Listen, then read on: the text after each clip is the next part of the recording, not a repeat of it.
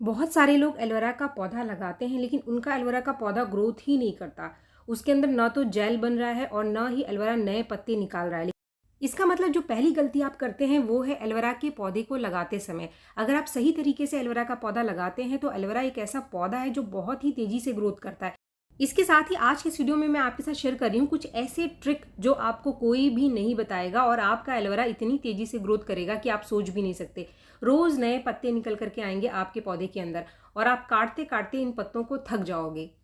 इसके साथ ही कुछ लोगों का कहना होता है कि हमारा एलोवेरा का पौधा खराब हो रहा है, इसकी जो पत्तियां हैं वो बहुत ज़्यादा भूरी हो रही हैं या फिर बहुत ज़्यादा ढीली पड़ रही हैं या फिर पत्ते इसके पीले हो रहे हैं। तो इन सब चीज़ों के पीछे क्या कारण है वो पॉइंट भी आज की इस वीडियो में मैं आपके साथ शेयर करूंगी। तो बहुत सारे इंपॉर्टेंट पॉइंट आज के इस वीडियो में मैं आपको एलोवेरा की ग्रोथ को तेज़ी से बढ़ाने के बारे में बताने वाली हूँ। पूरा वीडियो आप ज़रूर देखें। वीडियो अगर आपको पसंद आए तो एक लाइक ज़रूर करें और मेरे चैनल को सब्सक्राइब किए बिना बिल्कुल भी ना जाए। तो friends, welcome to my channel green house. और आज का जो हमारा पौधा है वो है एलोवेरा का पौधा। तो कुछ ऐसे पॉइंट जिससे कि आपका एलोवेरा का जो पौधा है वो ग्रोथ तो करेगा ही, साथ में इतना मोटा हो जाएगा, इतनी ज़्यादा जेल आपको मिलेंगे और पत्तियां पत्तियां इतनी निकलेंगी कि आप इसको काटते काटते थक जाएंगे। तो सबसे पहला पॉइंट आता है कि हमें एलोवेरा की ग्रोथ को कैसे बढ़ाना है। और इसके लिए सबसे पहले स्टार्टिंग में ही आपको जो काम करना है वो काम करना है पौधे को लगाते समय। अगर आप इस तरीके से एलोवेरा लगाते हैं जो तरीका मैं आपको बता रही हूँ तो आपको भी इसी तरीके का एलोवेरा मिलेगा जो आपको वीडियो में दिखाई दे रहा है। ये मेरा एलोवेरा का पौधा, इसकी जो हाइट है वो 2 फीट से ज़्यादा है, इतना भारी है कि इसको हिलाना मुश्किल है। एक जगह पर ही ये रखा हुआ है और इसकी जो पत्तियां हैं वो बहुत ज़्यादा मोटी मोटी है। तो आप सोच सकते हैं कि कितना जेल होगा इसके अंदर। तो फ्रेंड्स, अब जो पहला पॉइंट है वो है कि पौधे को लगाते समय आपको किन बातों का ध्यान रखना है। चाहे किसी भी तरीके से आप एलोवेरा को ग्रो कर रहे हो, चाहे आप नर्सरी से लाकर लगा रहे हैं या फिर जो उसके छोटे छोटे पप हैं, अगर आपके पास पुराना पौधा है उसको आप ग्रो कर रहे हैं, तो तरीका बिल्कुल वही है। तो सबसे पहला आता है पॉट। जो भी आप पॉट लेंगे, पॉट की चौड़ाई ज़्यादा होनी चाहिए और जो उसकी लंबाई है वो कम होनी चाहिए, क्योंकि जो एलोवेरा है वो चौड़ाई में फैलता है। जितना ज़्यादा इसको जगह मिलेगा वो इतनी ही तेज़ी से पप्स निकालेगा, इतनी ही तेज़ी से ग्रोथ करेगा। इसके बाद जो दूसरा पॉइंट है, जब भी आप पॉट लेते हैं तो एक बड़े छेद वाले पॉट में ही एलोवेरा के पौधे को लगाएं। या फिर आप ऐसा पॉट ले रहे हैं जिसके अंदर छेद नहीं है तो पहले खुद से इसके अंदर काफ़ी सारे छेद बना लें, क्योंकि एलोवेरा की मिट्टी के बेस में कभी भी पानी नहीं रुकना चाहिए। अगर पानी रुका तो आपका एलोवेरा खराब हुआ। पॉट के छेद से नीचे से पानी निकलना बहुत ज़रूरी है, वरना आगे जाकर के एलोवेरा खराब हो जाता है, इसके पत्ते पीले पड़ने शुरू हो जाते हैं और पूरा का पूरा जो आपका पौधा है, इसकी जो जड़ है वो सड़ जाती है और पौधा खराब हो जाता है। ये सबसे इम्पॉर्टेंट कारण है। जो लोग कहते हैं कि हमारे पौधे के पत्ते पीले हो रहे हैं या फिर पत्ता भूरा हो रहा है या फिर जो पत्ते हैं वो ढीले हो रहे हैं, तो इसका मतलब आपके पौधे की जो ड्रेनेज है वो ठीक नहीं। इन सभी समस्याओं से एलोवेरा को बचाने का सिर्फ एक ही तरीका है कि बड़े छेद वाले पॉट में आप एलोवेरा के पौधों को लगाएं। और अगर आप किसी प्लास्टिक के कंटेनर में लगा रहे हैं तो पहले खुद से इसके अंदर बहुत सारे छेद बना ले। अब जो दूसरा पॉइंट आता है वो आता है इसकी मिट्टी का। एलोवेरा की मिट्टी कैसी होनी चाहिए। एलोवेरा एक सेकुलेंट प्लांट है, तो इसको ऐसी मिट्टी चाहिए जो जमे ना। भुरभुरी मिट्टी में ही आपको एलोवेरा के पौधे को लगाना है। कभी भी चिकनी मिट्टी का इस्तेमाल ना करें। अगर आप सिर्फ मिट्टी में एलोवेरा के पौधे को लगाते हैं और आपके पौधे की जो मिट्टी है वो भुरभुरी है तो भी एलोवेरा ग्रोथ बढ़िया करता है, क्योंकि एलोवेरा एक ऐसा पौधा है जिसको बहुत ज़्यादा चीज़ों की ज़रूरत नहीं होती है। लेकिन अगर आप पॉटिंग मिक्स बना रहे हैं इसके लिए, तो इसके लिए जो मिट्टी आप लेंगे वो लेंगे आप 40%, बाकी बच गया 60%, जिसमें कि आप 30% ले लेंगे कंपोस्ट। कंपोस्ट आप कोई भी ले लो, वर्मी कंपोस्ट ले लो या फिर अच्छे से गोबर की डिकम्पोज खाद ले लो आप। बाकी जो 30% बचता है उसके अंदर आप आधा धान का छिलका और आधा कोकोपिट ज़रूर मिलाएं। इससे मिट्टी हमारी जमती नहीं है, यानी पौधे की मिट्टी जमेगी नहीं, तो जड़ों की ग्रोथ बहुत ही बढ़िया होती है ऐसी मिट्टी में। और ऐसी मिट्टी में एलोवेरा बहुत ही तेज़ी से ग्रोथ करता है। बस एक चीज़ का आपको ध्यान रखना है कि जमने वाली मिट्टी का इस्तेमाल कभी भी नहीं करना है एलोवेरा के पौधे को लगाते समय। ये जो 2 पौधे आप देख रहे हैं, अभी मैंने इनको कुछ दिन पहले ही लगाया है और बिल्कुल ऐसे ही पॉटिंग मिक्स बना करके मैंने इन पौधों को रिपोर्ट किया है। और ये जो पप्स हैं ये मेरे बड़े पौधों से निकले हुए पप्स हैं, मैंने इनको खरीदा नहीं है। तो आप जैसे भी पौधे लें, बिल्कुल तरीका आपका लगाने का यही होना चाहिए। इसके बाद तीसरा पॉइंट, आपको एलोवेरा के पौधे को रखना कहाँ पर है। काफ़ी सारी कंफ्यूजन है। देखिए, एलोवेरा के पौधे को आप कहीं भी रख दो वो ग्रो करेगा, बस असर इसके पत्तों के ऊपर पड़ता है। अगर आप तेज़ धूप में इसको रख देंगे तो जो इसके पत्ते हैं आपको हल्के से पीले से दिखाई देंगे। अगर आप इसको ऐसी जगह पर रखते हैं जहाँ पर सुबह की 2-3 घंटे की धूप मिल जाए इसको, या शाम की 2-3 घंटे की धूप मिल जाए, तो जो इसके पत्ते हैं वो हमेशा हरे भरे रहते हैं। आप एलोवेरा की जगह को बार बार ना बदलें, बस एक ऐसी जगह पे आप इसको रख दो जहाँ पर हल्का सा शेड भी हो और धूप भी इसको थोड़ी बहुत मिलती रहे, तो एलोवेरा बहुत ही तेज़ी से ग्रोथ करेगा। अगर बारिश का पानी, आजकल बारिश शुरू हो गया है और थोड़ा बहुत बारिश का पानी भी एलोवेरा को मिल रहा है, तो आपका एलोवेरा बहुत ही तेज़ी से ग्रोथ करेगा, इसमें नए नए पप्स भी निकालेगा ये। अगर आप पूरी बारिश के पानी में, यानी ऐसी जगह पर इसको रखते हैं जहाँ पर दिन भर बारिश है, तो भी एलोवेरा खराब नहीं होगा। बस एक ही शर्त है कि आपके पौधे की जो ड्रेनेज है, यानी छेद से पानी निकलता रहे, तो एलोवेरा ऐसी जगह पर भी बहुत ही बढ़िया ग्रोथ करता है। एलोवेरा को बारिश के पानी से हटाने की ज़रूरत नहीं है। काफ़ी सारे लोग सोचते हैं कि एलोवेरा एक सेकुलेंट प्लांट है, अगर हम इसको बारिश में रखेंगे तो ये खराब हो जाएगा, लेकिन ये बिल्कुल ही गलत धारणा है। बस आप ड्रेनेज अच्छी रखें, बारिश के पानी में एलोवेरा बहुत ही बढ़िया ग्रोथ करता है और लगातार नए पत्ते, नए पप्स ये निकालेगा।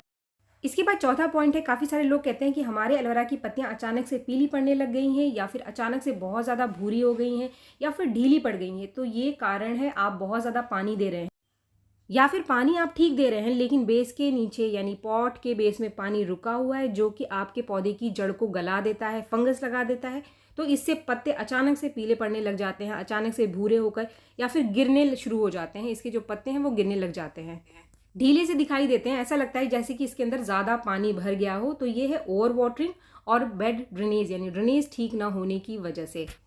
इसके बाद पांचवा पॉइंट, काफ़ी सारे लोग कहते हैं कि जो हमारे एलोवेरा की पत्तियां हैं वो बहुत पतली पतली हैं, तो इसका मतलब आपने ज़रूरत से ज़्यादा अपने एलोवेरा को पत्तों से भर दिया है। इसके पत्तों को सही समय पर निकालना भी बहुत ज़रूरी होता है। इसको अगर आप बहुत ज़्यादा पत्तों से भर दोगे, यानी बहुत ज़्यादा पत्ते हैं इसके अंदर, तो ये जेल कम बनाएगा, ज़्यादा पत्ते निकालेगा। तो इसीलिए सबसे पहले तो स्पेस रखें अपने पौधे के पॉट में, यानी जगह खाली रखें। जितनी भी पुराने पत्ते हैं उनको आप निकालते रहिए। अगर आप पत्तों को निकालते रहेंगे तो नए पत्तों को ज़्यादा खाना पानी मिलेगा और वो ज़्यादा जेल बनाएगा। तो समय समय पर पुराने पत्तों को निकालना बहुत ज़रूरी होता है, क्योंकि जब एलोवेरा ग्रोथ करता है तो पूरे ही जो पॉट है उसको ढक लेता है। जैसे कि आप ये मेरा पौधा देख रहे हैं, ये इतना ज़्यादा भर गया है कि मुझे इसकी जो मिट्टी है वो भी दिखाई नहीं दे रही। तो इसीलिए मैं इसके सारे पत्ते जो नीचे के हैं वो सबको निकाल लूँगी। अगर आप ये काम खुद से नहीं करते हैं तो जो ये पत्ते हैं खुद से ही सूखने शुरू हो जाते हैं, इसके अंदर का जो जेल है वो अपने आप ही सूखने लग जाता है, अगर आप खुद से इन पत्तों को नहीं हटाते हैं। अगर हम इन पत्तों को हटाते हैं तो जो हमारा पौधा है उसको ज़्यादा स्पेस मिलता है, ज़्यादा हेल्दी रहेगा, आपका पौधा ज़्यादा घना रहेगा। तो आप देख सकते हैं कि अंदर की मिट्टी अब दिखने लगी है और इसके अंदर कितने छोटे छोटे से पौधे हैं, यानी जो पप्स हैं, ये मुझे दिखाई भी नहीं दे रहे थे, अब पत्ते हटाने के बाद ये दिखने शुरू हुए। तो फ्रेंड्स, इस पौधे के जितने भी पत्ते नीचे हैं वो सारे के सारे मैं हटा लूँगी और ये जो पप्स हैं इनको निकाल करके भी मैं नए पॉट में रिपोर्ट करूँगी, क्योंकि ये बहुत ही बढ़िया समय चल रहा है। बारिश का टाइम जो है वो बहुत ही बढ़िया समय है इसकी रिपोर्टिंग का। इसके जो नए पप्स हैं वो बहुत ही तेज़ी से निकल करके आते हैं। तो फ्रेंड्स, ये जो समय है बारिश का वो बहुत ही बढ़िया समय है एलोवेरा को मल्टीप्लाई करने का। अब आप ये सोचेंगे कि इन पत्तों का मैं क्या करूँगी, तो आखिर में मैं आपको बताने वाली हूँ कि ये जो पत्ते हैं वेस्ट नहीं है, इनके बहुत सारे फ़ायदे हैं। तो फ्रेंड्स, मैंने सारे ही पत्ते निकाल लिए जो नीचे लटक रहे थे। तो आप देखिए अभी इस पौधे की मिट्टी अच्छे से दिखने लगी है, इसकी मिट्टी बिल्कुल सूख चुकी है और इसमें जितने भी पप्स हैं, अब इन सारे पप्स को मैं निकाल लूँगी।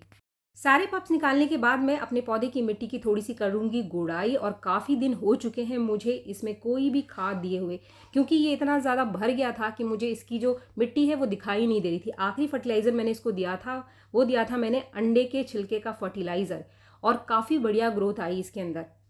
तो फ्रेंड्स, अगर आपको अपने एलोवेरा के पत्तों को मोटा बनाना है, ज़्यादा जल वाला बनाना है, तो फिर इसके पुराने पत्तों को आप लगातार हटाते रहो, जिससे कि जितने भी नए पत्ते आएंगे वो ज़्यादा मोटे और हेल्दी निकल करके आएंगे। इसके बाद हमारा आखिरी पॉइंट है जो है एलोवेरा को फर्टिलाइज़र कौन सा हम दे जिससे हमारा एलोवेरा तेज़ी से नए पत्ते निकाले और तेज़ी से इसकी जड़ें ग्रोथ करे। तो अगर आपको एलोवेरा के पौधे के ऊपर ज़्यादा नए पत्ते चाहिए, रोज़ नए पत्ते चाहिए, तो सीधे आपको एलोवेरा की जड़ के ऊपर काम करना पड़ेगा। एलोवेरा के जिस पौधे की जड़ जितनी तेज़ी से ग्रोथ करती है उसके अंदर उतने ही ज़्यादा नए पत्ते निकल कर के आते हैं। अगर आपका एलोवेरा किसी वजह से ग्रोथ नहीं कर रहा है, नए पत्ते नहीं निकाल रहा है, तो इसका मतलब समस्या आपके पौधे की जड़ के अंदर है, उसको ठीक करना बहुत ज़रूरी है। तो अब जो हमारा पहला फर्टिलाइज़र है, इसको देने के लिए मैंने ये जो मेरा पौधा है इसको लगाए हुए मुझे 15-20 दिन हो चुके हैं। इसकी साइड में मैंने हल्का हल्का सा गड्ढा सा बना लिया है। अब यहाँ जो सबसे पहली चीज़ मैं डालूंगी ये आपको आपके घर में ही मिल जाएगा, और ये जो चीज़ है ये है इस्तेमाल चाय की पत्ती। यानी वो चाय की पत्ती जो चाय की छन्नी में बच जाती है, आप उसको धो करके अच्छे से सुखा लो, और जब ये सूख जाए तो आप इसे एक कंपोस्ट की तरह इस्तेमाल कर सकते हैं। इसमें बहुत अच्छी मात्रा नाइट्रोजन की है। एलोवेरा को सिर्फ 2 चीज़ें बहुत अच्छी मात्रा में चाहिए होती हैं। पहली जो चीज़ है वो है नाइट्रोजन, ताकि पत्तों को तेज़ी से निकाले, और दूसरी जो चीज़ है वो है फास्फोरस, ताकि जो इसकी जड़ें हैं इसकी ग्रोथ बहुत तेज़ बनी रहे। जितनी तेज़ ग्रोथ होगी इससे आपके एलोवेरा में उतनी ही ज़्यादा पत्ते निकल करके आएंगे। अगर आप कोई मार्केट का फर्टिलाइज़र इस्तेमाल करते हैं तो आप ऐसे खाद का इस्तेमाल करें जिसके अंदर अच्छी मात्रा में नाइट्रोजन हो और इसके साथ ही फास्फोरस आपके पौधों को मिल जाए। अब यहाँ पर जो पहली चीज़ थी वो चाय की पत्ती मैंने 3 चम्मच डाली, और जो दूसरी चीज़ मैं यहाँ ले रही हूँ वो ले रही हूँ मैं अंडे के छिलके का चूरा। अंडे के छिलकों को अच्छे से तोड़ करके मैंने इसका चूरा बना लिया है। मैंने 3 चम्मच चाय की पत्ती यहाँ पर डाला है, और ये जो दूसरी चीज़ है यानी अंडे का छिलका मैं सिर्फ 1 चम्मच डालूंगी। इस तरीके से आप इसको अच्छे से ढक देना।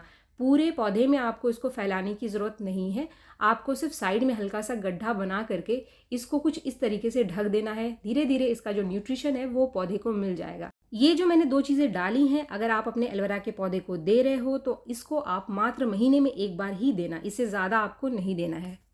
इसके बाद हमारा जो दूसरा फर्टिलाइज़र है वो क्या है? अगर आप घर के अंदर ग्रीन टी का इस्तेमाल करते हैं, काफ़ी सारे लोग आजकल घरों में ग्रीन टी पीते हैं, तो ग्रीन टी पीने के बाद ये जो ग्रीन टी का जो बैग है वो बच जाता है।